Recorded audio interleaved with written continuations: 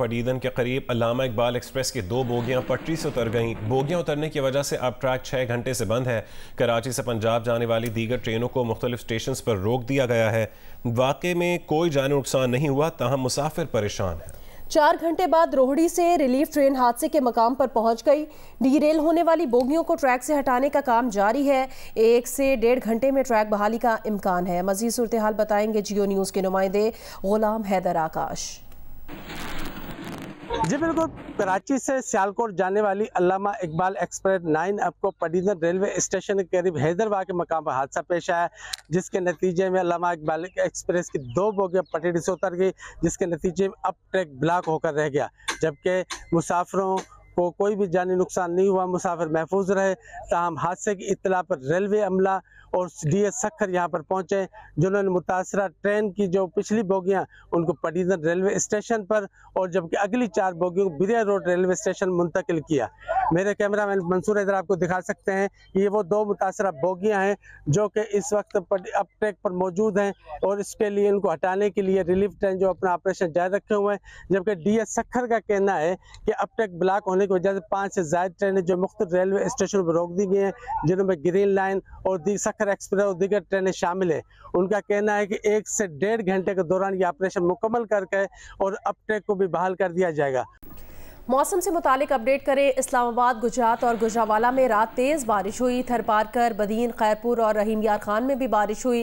Lower दीर में बारिश के बाद नशेबी इलाके ज़ेरे आब आ गए। तालाश नाले में तुग़यानी है, जिसकी वजह से दीर पेशावर शाहरा बंद हो गई। गाड़ियों की तवील कतारें लग गईं। तलबा और मरीज फंस गए। महकमा मौसमियात के मुताबिक आज इस्लामाबाद, पंजाब के बाज़ इलाकों, बालाई खैबर पख्तूनख्वा और कश्मीर में बारिश का इम्कान है। बुलेटिन में आगे बढ़े, आपको खबर दें, वज़ीर आज़म ने मुश्तरका मफादात काउंसिल का इजलास आज दोपहर तलब कर लिया है। इजलास की सदारत वज़ीर आज़म शहबाज शरीफ करेंगे। इजलास में चारों सूबों के वज़राए आला और वफाकी वज़रा शरीक होंगे। इजलास में नई मरदमशुमारी की रिपोर्ट पेश की जाएगी। अगर CCI ने मरदमशुमारी मंजूर कर ली तो फिर आइंदा आम इंतखाबात नई मरदमशुमारी के मुताबिक होंगे, जिनके लिए नई हल्काबंदियाँ करना पड़ेंगी। मुस्लिम लीग नून का मफाद जल्द इंतखाबात में है, मगर पाकिस्तान का मफाद गैर मुतनाज़े इलेक्शन में है। अगर मुश्तरका मफादात काउंसिल मुत्तफिक हो कि इलेक्शन नई मरदमशुमारी पर हो तो हमें छोटे सूबों की राय का एहतराम करना होगा। 10-15 दिन इंतखाबात आगे पीछे होने पर ना जाए, इंतखाबात के नताइज सब तस्लीम करें, ये ज्यादा अहम है। नून लीग के रहनुमा तलाल चौधरी ने कहा है कि अगर इलेक्शन से मुतालिक एस्टैब्लिशमेंट की तरफ से कोई बात आती है तो उस पर गौर करना चाहिए। नून लीग के रहनुमा जावेद लतीफ ने कहा कि इलेक्शन मौखिर नहीं होने चाहिए। इलेक्शन मौखिर होने की जिम्मेदारी मुस्लिम लीग नून पर नहीं आएगी, क्योंकि मौजूदा हुकूमत कौमी हुकूमत है, मुस्लिम लीग नून की नहीं। पीपल्स पार्टी के सीनियर रहनुमा मंजूर वसान ने कहा है कि मौजूदा हुकूमत बुध को खत्म हो जाएगी। हो सकता है कि निगरान सेटअप फरवरी 2024 से भी आगे चला जाए। पीपल्स पार्टी के सीनियर रहनुमा मंजूर वसान कहते हैं, इलेक्शन वक्त पर होते नजर नहीं आ रहे। निगरां हुकूमत का काम इलेक्शन कराना है, मगर कुछ और भी करेगी। निगरां वज़ीर आज़म की तकर्री के मामले पर वज़ीर आज़म की ज़ेर सदारत इत्तेहादी जमातों का इजलास हुआ। इजलास में निगरां वज़ीर आज़म के लिए मुख्तलिफ नामों पर गौर किया गया। इत्तेहादी जमातों ने मुशावरत जारी रखने का फैसला किया। ज़राए के मुताबिक इत्तेहादी जमातों का सरबराही इजलास दोबारा होगा। जुमे को होने वाले इजलास में शाहिद खाकान अब्बासी, हफीज़ शेख और दीगर के नामों पर गौर किया गया। इजलास में मौलाना फजल रहमान, बिलावल भुट्टो जरदारी शरीक हुए। इजलास में अख्तर महंगल, शाहजैन बुगटी और खालिद मकबूल सिद्दीकी ने भी शिरकत की।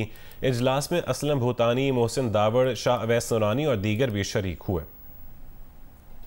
MQM पाकिस्तान के सीनियर रहनुमा फारूक सत्तार ने निगरां वज़ीर आज़म के लिए गवर्नर सिंध कामरान खान टिसोरी के नाम को सबसे ज़्यादा मौजू करार दे दिया है। उनका कहना है कि MQM की जानिब से मुशावरत के बाद कामरान टिसोरी का नाम तजवीज़ किया जाएगा। इस्लामाबाद हाई कोर्ट की डायरेक्शन पर आज सेशन जज हुमायूं दिलावर ने तोशाखाना केस के काबिल समात होने या न होने पर ख्वाजा हारिस से दलाइल तलब कर रखे हैं। चेयरमैन PTI के वकील की जानिब से ना दलाइल देने पर सेशन अदालत फैसला महफूज कर लेगी। तफसील जानेंगे जियो न्यूज़ के नुमाइंदे अरफा फिरोज जकी से। अरफा बताएगा, आज तोशाखाना केस में क्या कार्रवाई मुतवक्के है? देखिए, आज बहुत एक अहम दिन है तोशाखाना केस के हवाले से, क्योंकि कल इस्लामाबाद हाई कोर्ट ने डायरेक्शन दी थी ट्रायल कोर्ट के कि वो जो काबिल समाअत होने या ना होने का जो मामला है उसको दोबारा टेकअप करे। और आज तीसरी बार जो काबिल समाअत और या ना होने का जो मामला है और ये पीटीआई की जानिब से जो अपील दायर की गई थी उसको आज टेकअप किया जाएगा। एडिशनल सेशनर हुमायूं दिलावर उन्होंने 8:30 बजे जो है वो चेयरमैन पीटीआई को भी जाती तौर पर तलब किया हुआ है। जो चेयरमैन पीटीआई के वकील हैं ख्वाजा हारिस, उनको भी जाती तौर पर तलब किया है और इसकी अंडरटेकिंग जो है वो कल वकील गौहर अली खान से जो है वो ली गई है। और ये भी साथ में उन्होंने कहा हुआ कि अगर आज गौहर अली खान या ख्वाजा हारिस अगर आज अदालत में पेश नहीं होते 8:30 बजे शार्प अगर वो पेश नहीं होते तो फिर जो फैसला है वो महफूज कर दिया जाएगा काबिल समाअत होने या ना होने पर, और उस पर जो है फैसला सुना भी दिया जाएगा। 2 आज मामला आते हैं सेशन अदालत में जो लिए जाएंगे। पहला मामला जो है वो काबिल समाअत होने या ना होने का है और दूसरा मामला जो है वो हतमी दलाइल का है। ये भी आपको बताते चलें कि जो इलेक्शन कमीशन के वकील हैं अमजद परवेज, उन्होंने दोनों मामला पर अपने जो दलाइल हैं वो मुकम्मल कर लिए हैं। तो आज जो सारा मामला है वो सिर्फ ख्वाजा हारिस की जानिब से ही होगा। ख्वाजा हारिस को ही कहा हुआ है, जो सेशन अदालत है उसने डायरेक्शन दिए कि आप आज आएंगे और आज जो है वो हतमी दलाइल देंगे। तो आज जो थोड़ी देर बाद 8:30 बजे जो ये मामला जो वो शुरू हो जाएंगे। और इसके अलावा आपको यही बताते चलें कि जिले के शहरी में इस टाइम जो है बहुत सख्त सिक्योरिटी के इंतजाम किए गए हैं। इस्लामाबाद पुलिस भी यहाँ मौजूद है और रेंजर्स की आज जो है हमें काफी ज्यादा गाड़ियां नजर आ रही हैं। आपको बताते चलें कि चेयरमैन पीटीआई को जैसे जाती हैसियत में आज तलब किया हुआ, लेकिन सो फार जो हमें खबर मौसूल हुई है पीटीआई की लीगल टीम के जराये से, उन्होंने कहा कि आज चेयरमैन पीटीआई जो है वो अभी तक जो है वो डिसीजन नहीं लिया गया कि वो जिले के शहरी पेश होंगे, लेकिन अगर जरूरत पड़ी अदालत ने अगर उनको तलब किया या उस संस्था की दरख्वास्त मंजूर ना होगी तो फिर चेयरमैन पीटीआई जो है वो अदालत में पेश होंगे। तो ताहा ये सूरत 8:30 बजे जो है समाज का आगाज होगा। जी बहुत शुक्रिया अरफा फिरोज़की, में अपडेट कर रहे थे। पीटीआई के वकील अगर 8:30 बजे तक पेश ना हुए तो फैसला महफूज कर लिया जाएगा। पीटीआई का इस्लामाबाद हाई कोर्ट का हुक्मनामा सुप्रीम कोर्ट में चैलेंज करने का फैसला। चेयरमैन पीटीआई का वकील गौहर अली खान ने कहा कि इस बात पर तहफ़्फ़ुज़ात हैं कि केस वापस उसी जज को भेजा गया, इसके खिलाफ सुप्रीम कोर्ट में अपील करेंगे। जज साहब ने फैसला महफूज किया तो यह कानून के मुताबिक नहीं होगा। अदालत ने तोशाखाना केस काबिल समाअत करार दिया तो हम हतमी दलाइल की पोजीशन में नहीं होंगे। बात पे जरूर रिजर्वेशन है और इत्मीनान नहीं है, क्योंकि कानून के मुताबिक जिस जज साहब ने अपना माइंड डिस्क्लोज किया हो और पहले कानूनी फैसला किया हो और वो कानूनी फैसले में हाई कोर्ट सुकम का पाए तो वो वापस उस जज को रिमांड नहीं हुआ करता। इसलिए इस बात पे जरूर हमें रिजर्वेशन है और हम अपना रेमेडी सुप्रीम कोर्ट में सीख करेंगे। इसके क्या होगा 8:30 बजे समाअत होगी, उसमें अगर जज साहब दोबारा ये फैसला दे देते हैं तीसरी मरतबा कि ये काबिल समाअत है तो उसके बाद फिर वो हतमी दलाइल मांगेंगे और इलेक्शन कमीशन अपने दलाइल दे चुका है, फिर आपको दलाइल देने होंगे और वो ये वाजे कर चुके हैं कि कल अगर आपने दलाइल नहीं दिए तो फिर वो फैसला महफूज कर लेंगे। तो फैसला तो महफूज हो जाएगा कल। फिर देखिए, अगर ये ऐसे जज साहब करते हैं तो हम समझते हैं कानून के मुताबिक नहीं होगा। हमारी रिजर्वेशन है तो मेरा नहीं ख्याल कि हम फाइनल आर्गूमेंट्स की पोजीशन में कल होंगे, क्योंकि ये हमारी हक तलफी होगी हमारे राइट की। अगर इस स्टेज पे हम अपने हक को वेव अप नहीं कर सकते तो हमारी पहली गुजारिश अदालत से यही होगी कि हमें 1 दिन का वक्फा दिया जाए ताकि हम ये आगे हाई कोर्ट सुप्रीम कोर्ट, क्योंकि इस वक्त फैसला हुआ है कल सैटरडे और संडे 2 दिन अदालत नहीं है, तो हमारी उम्मीद है कि हम उसको आगे दिन के लिए रिक्वेस्ट करें। आपको खबर दें, स्वात में ज़लज़ले के शदीद झटके महसूस किए गए हैं। अहम खबर से आपको आगाह कर रहे हैं कि स्वात में ज़लज़ले के शदीद झटके महसूस किए गए हैं। स्वात में ज़लज़ले के शदीद झटके महसूस किए गए हैं, इनकी शिद्दत क्या है ये अभी पता नहीं चल सका। जैसे मज़ीद अपडेट आएंगी आपसे शेयर करेंगे। स्वात में ज़लज़ले के शदीद झटके महसूस किए गए हैं और किसी भी किस्म के जानी और माली नुकसान की इतलात अभी नहीं मिली हैं। मुल्तान से गुजरने वाले दरियाई चिनाब में भी सैलाब का खतरा मंडलाने लगा है। सैलाबी पानी दरिया से निकलकर बागात और बेट के इलाकों में दाखिल हो गया है। तफसील जानेंगे जौदत नदीम से। जिस जिला मुल्तान से गुजरने वाले दरिया चनाब में तुगयानी के बायस जो बेट के इलाके हैं यहाँ पे पानी जो है वो आ चुका है। मुल्तान के जो मुख्तलिफ इलाके जिनमें कासिम बेला, कोटा और मुख्तलिफ इस तरह की सूरज मियानी के साथ साथ जो बेट के इलाके हैं उनमें पानी जो है वो दाखिल हो चुका है। लोगों की जो फसलें हैं और जो बागात हैं उनके अंदर पानी दाखिल हो चुका है। लोग अपनी मदद आप के तहत बेट के इलाकों से खुद ही जो है नकल मकानी करने पर मजबूर हैं। अगर ज़िला इंतज़ामिया की बात की जाए तो ज़िला इंतज़ामिया की जानिब से बेट के इलाकों में एमरजेंसी नाफिज कर दी गई है, लेकिन हमें जो बेट के इलाकों के अंदर जो है ज़िला इंतजामिया के एहलकार नज़र नहीं आए और रेस्क्यू हुकाम की जानिब से भी जो कैंप लगाया गया था वहाँ पे भी कोई नज़र नहीं आया। इस तरह से अगर देखा जाए तो जो मौजा बेली है जो शहरियों की जानिब से यहाँ पे कहा जा रहा है, वहाँ पे पानी जो है काफ़ी ज़्यादा आ चुका है और लोगों के घरों में भी पानी जो है वो जमा होना शुरू हो चुका है, जिससे उनको काफ़ी ज़्यादा नुकसान भी हो रहा है और उनकी अशिया जो है वो ख़राब भी हो रही है। उनका हुकूमत से मुतालबा है कि फौरी इक़दाम किए जाएँ ताकि जो बेट के इलाकों में जो शहरी हैं उनके जानवर और उनकी जो चीज़ें हैं वो फ़ौरन यहाँ से नकल मकानी करके एक सेफ जगह पे जाके बैठ सकें। जी। दरियाए रावी में हेड सिधनाई पर निचले दर्जे का सैलाब है। दरियाए बेल्ट में वाक़ दर्जनों बस्तियां और हज़ारों एकड़ ज़रई अराजी ज़ेर आब आ चुकी है। कमालिया से सूरत हाल बताएंगे जियो न्यूज़ के नुमाइंदे अमजद सईद। जी बिल्कुल, इस वक्त मैं आपको हेड सदनाई के मकाम से रिपोर्ट कर रहा हूँ। दरियाए रावी में हेड बल्लो की से हालिया बारिशों की वजह से जो पानी छोड़ा गया था वो रेला आज हेड सदनाई दरियाए रावी के मकाम से गुजर रहा है। इस वक्त हेड सदनाई में निचले दर्जे का सैलाब है और पीर महल की मुख्तलिफ बस्तियाँ जिसमें मौजा बब, मौजा करम और मौजा माइसफूरा समेत दर्जनों बस्तियाँ ज़ेर आब आ चुकी हैं। मेरे साथ इस वक्त SDO हेड सदनाई सैयद इमरान शाह साहब मौजूद है। आइए उनसे जानते हैं कि इस वक्त सैलाब की क्या सूरत हाल है। जी, हेड सदनाई के मकाम पर अभी जो इनफ्लो आ रहा है वो 49,000 है और जो आउटफ्लो नीचे जा रहा है जो पानी दरिया के अंदर वो है 34,000 है और 28 देहात ऐसे हैं जिनकी फसलें ज़ेर आब आई हैं और फसलों को काफ़ी नुकसान पहुँचा है। सदनाई के मकाम पर इस वक्त निचले दर्जे का सैलाब है जो कि कल तक जो नॉर्मल सिचुएशन में आ जाएगा। जी, जैसा कि इनका कहना था कि कल तक यहाँ सूरत हाल नॉर्मल हो जाएगी।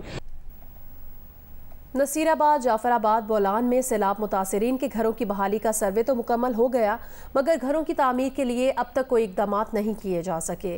जाहिद बलोच की रिपोर्ट।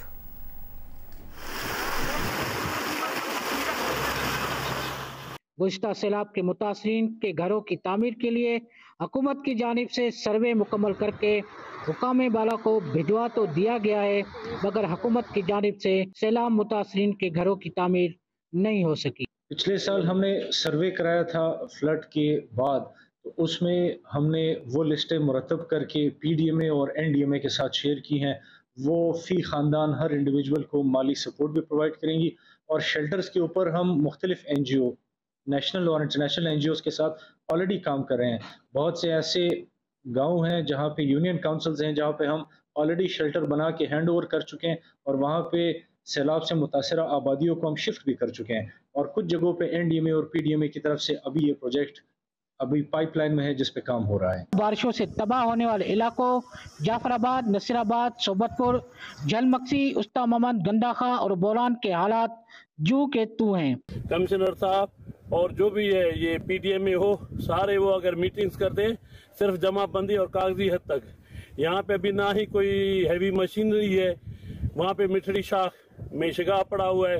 कई देहात दोस्तली, मिठा दही, अली हसन नीचारी, बादल पलाल, इनके कब्रिस्तान तक डूब गए हैं। मैयतों को दफनाने के लिए जगह नहीं है। आए देखें हमारे लोगों की हालत। सैलाब मुतासरीन के घरों की बहाली हुकूमती सतह पर अब तक इमदाद न होने से हालिया शदीद बारिशों ने इनकी जिंदगियों को एक मरतबा फिर मजीद मुश्किलात से दो चार कर दिया है। कैमरामैन मोहम्मद आसिम के साथ जाहिद बलोच, जियो न्यूज़, नसीराबाद। स्वात में शहरी गुज़श्ता साल सैलाब से तबाह इंफ्रास्ट्रक्चर की तामीर नौ और इमदाद के मुंतज़िर हैं। सैलाब मुतासरीन की इमदाद में सुस्त रवी पर शहरी सख्त परेशान हैं। ज़िले हुकूमत ने दरिया की गुज़रगाह पर किसी भी किस्म की तजावुज़ात कायम करने पर सख्ती बरतने का इंदिया दिया है। रिपोर्ट करेंगे महबूब अली।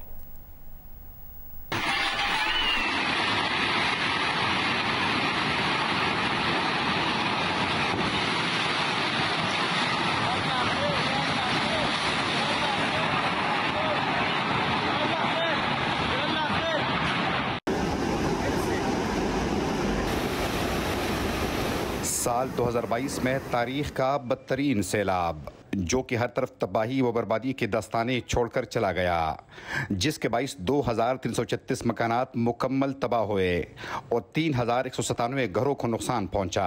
438 स्कूल और 35 सेहत के मराकज़ मुतासिर हुए। 200 किलोमीटर से ज़्यादा सड़कें और 141 पुल मुतासिर हुए। ताहम एक साल गुजरने के बाद भी इंफ्रास्ट्रक्चर की अदम बहाली पर शहरी परेशान है। 429 दुकानात प्रॉपर बहरीन बाज़ार में तबाह हो गए हैं, वो बिल्कुल ख़त्म हो गए हैं।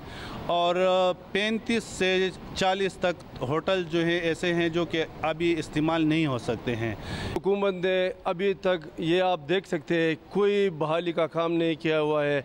रोड ख़राब है, यहाँ पर इंफ्रास्ट्रक्चर आप देख सकते हैं। ये होटल है, यहाँ तकरीबन मेहमान होते थे हज़ारों की तादाद में, यहाँ के लोगों का रोज़गार था। अभी वो रोज़गार भी तबाह बर्बाद हो गया है। स्वात सैलाब ज़दगान के लिए 10 अरब रुपए मुख्तस किए गए हैं। भाई खुदा के लिए कुछ तो इन लोगों के मरमों पर, ज़ख्मों पर मरहम रखो, इनको कुछ इनकी इमदाद करो। लोगों का रोज़गार ख़त्म हो गया और जो लोगों का सरमाया यही था, यही होटल था, यही दुकान था, यही रेस्टोरेंट था, सब बिगड़े हुए हैं। Additional deputy commissioner Swat Suhail Khan और निगरान वज़ीर मवासिलात मोहम्मद अली शाह खान कहते हैं कि दरिया किनारे तजावुज़ात की इजाज़त नहीं दी जाएगी। मदीन और बहरीन के करीब बाईपास बनाया जा रहा है। हमारी पूरी कोशिश यही होगी कि रिवर प्रोटेक्शन एक्ट के तहत हम लोगों को दरिया के किनारे इंक्रोचमेंट ना करने दें। इस सिलसिले में हमारे असिस्टेंट कमिश्नर्स और वो भी लगे हुए हैं और हमारी पूरी टीम की यही कोशिश होगी कि वहाँ पे दोबारा आबादियाँ ना बनी।